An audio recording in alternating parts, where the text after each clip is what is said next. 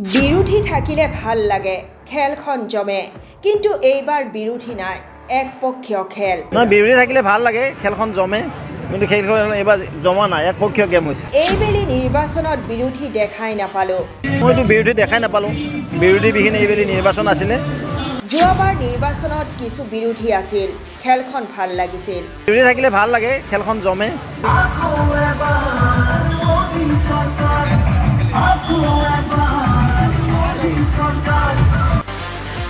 ৰঙিয়াত বিজেপিৰ সভাপতি ভৱেশ কলিতাই বাইক ৰেলীত অংশ লয় এই মন্তব্য আগবঢ়ায় লগতে ভৱেশ কলিতাই কয় যে এইবাৰ বহু ভোটৰ ব্যৱধানত জয়ী হ'ব দৰং ওদালগুৰি লোকসভা সমষ্টিৰ বিজেপি প্ৰাৰ্থী দিলীপ শইকীয়া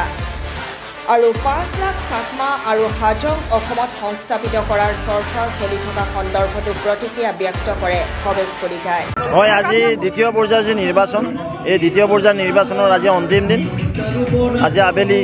প্ৰচাৰ অভিযান সমাপ্ত কৰিব আৰু আজি আমি এক বৃহৎ বাইক ৰেলী আমাৰ ৰঙিয়া বিধানসভা সমষ্টিত ওলাইছোঁ আমাৰ ৰঙিয়া বিধানসভা সমষ্টিত 3টা মণ্ডল আছে আটাইকেইটা মণ্ডলতে প্ৰায় 2000 বাইক ওলাইছে আৰু গোটেই সমষ্টিটো এপাক তেওঁলোকে মাৰিব আৰু ইয়াৰ দ্বাৰা আমি আজি প্ৰচাৰ সামৰণি মাৰিম আৰু নিশ্চিতভাৱে এই সমষ্টিৰ পৰা বৃহৎ ব্যৱধানত আমাৰ প্ৰাৰ্থী দিলীপ শইকীয়া ডাঙৰীয়া লিড ল'ব মইতো বিৰোধী দেখাই নাপালোঁ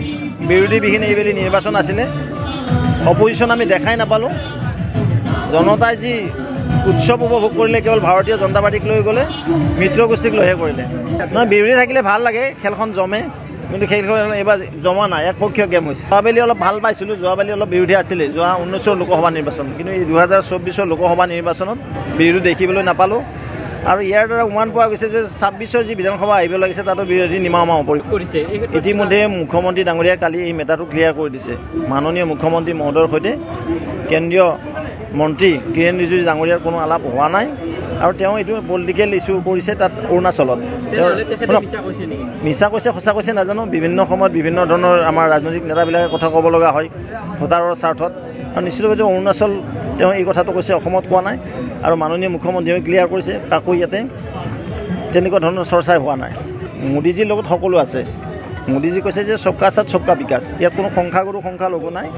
দেশৰ সন্মানীয় নাগৰিক হিচাপে সকলোক সন্মান দিব লাগে সকলোকে সমাহিত কৰি উন্নয়ন কৰিব লাগে সকলোৱে সম অধিকাৰ লৈ সম মৰ্যাদাৰে এইখন সমাজত থাকিব লাগে যিটো মোদী ডাঙৰীয়াৰ কাম আৰু তাত সকলো ৰাইজ সন্তুষ্ট হৈ আজি সকলো শ্ৰেণী সমাজৰ সকলো স্তম্ভ সকলো ব্যক্তি যুৱক যুৱতী মহিলা কৃষক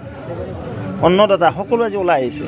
আমি কৈছোঁ মোদী ডাঙৰীয়াই কি কৈছে ইয়াত সংখ্যালঘু সংখ্যাগুৰু এইবিলাক কথা ক'ব নাপায় আমি একে মানুহ মোক কাটিলেও তেজ ওলাব সংখ্যালঘুজনক কাটিলেও তেজ ওলাব এইবিলাক কংগ্ৰেছৰ ভাষা